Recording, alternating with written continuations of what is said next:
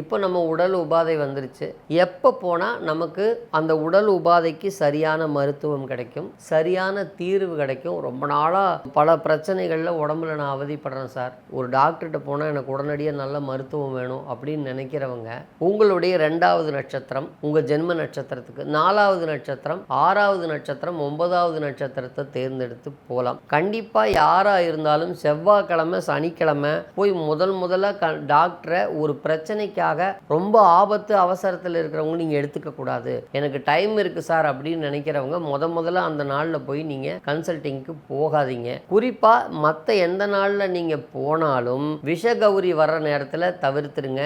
லாப கௌரி வர்ற நேரத்தில் போகலாம், அமிர்த கௌரி வர்ற நல்ல நேரத்தை நீங்கள் தேர்ந்தெடுத்து போகலாம். அப்புறம் குரு ஹோரை வர்ற நேரத்தில் போகலாம், சுக்கிர ஹோரை வர்ற நேரத்தில் போகலாம், சூரிய ஹோரை வர்ற நேரத்தில் போகலாம். அல்லது உங்கள் ஜாதகத்தில் 5ஆம் அதிபதி 9ஆம் அதிபதி யாரோ அவருடைய ஹோரை வர்ற நேரத்தில் போய் நீங்கள் ட்ரீட்மெண்ட் எடுக்கும்போது நல்ல டாக்டரோட அனுசரணை கிடைக்கும். அவர் கொடுக்குற மருந்து சீக்கிரம் வேலை செய்யும். உங்கள் வியாதி அடுத்த லெவலுக்கு போகிறதா இருந்தால் கூட உங்கள் புண்ணிய வேலை செஞ்சு கொடையாக காப்பாற்றி நல்ல தீர்வு, எளிமையான மருந்துகள் கிடச்சி 10,000 ரூபாய் செலவாகிறது வெறும் 100 ரூபாயில் நின்று நீங்கள் நல்ல நிம்மதியான ஆரோக்கியத்தை 100% அடைவீங்க.